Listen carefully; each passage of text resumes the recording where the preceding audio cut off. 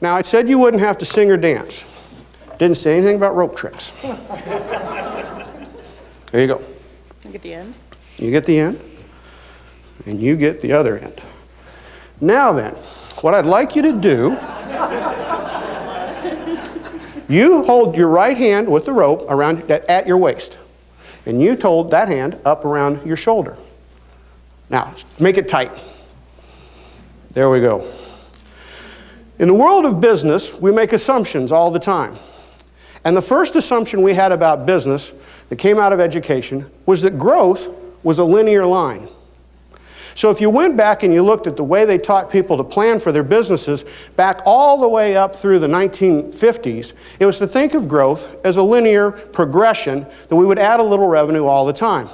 Now I need you to make your hand into pistols, Jim. Great. Put it underneath the rope. Raise it up. Now then, widen your hands way out as far as you can go. Great. Now make them level. And you drop your arms down just a little bit more. Great. A little bit more. There. Something happened we learned in the 1980s. And it was that growth didn't look like that at all. Coming through the exercises of the 1970s, we saw that growth kind of went up, but then it leveled out. And what we had was the emergence of the generals, right? General Electric, General Motors, General Dynamics. And the philosophy, the theory of business became you need to grow, get big, and then consolidate. Create an oligopoly. 3 companies is ideal. And these oligopolies we need to protect. Now, somewhere over here, some point, sometime, things are going to go bad. We don't care about that.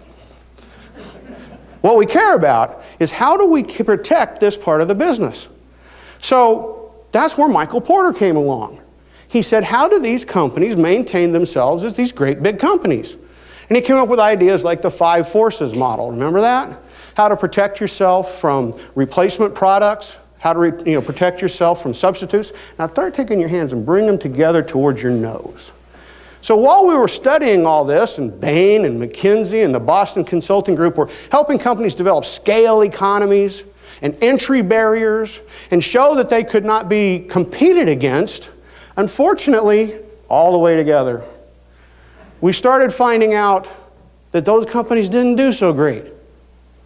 We get to the turn of the century, and what we see is that companies were either growing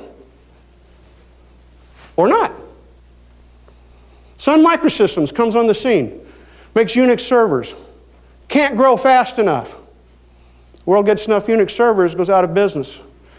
Goes from nothing to $205 billion valuation, that takes 20 years. Loses all that valuation, 16 months. General Dynamics starts to struggle, goes on an acquisitions binge, tries to make sure it can retain its revenues. Year after year after year struggles to retain the revenues, value just keeps slowly declining.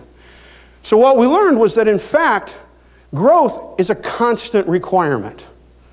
Now we've been able to replicate that looking at communities, looking at states, looking at nations. And what we see that you are either growing or you're dying. And that's a terrible realization to have. So now that's the first thing we learned about strategy. Strategy is something that has to focus on constant growth, not protection. It is impossible to protect a business.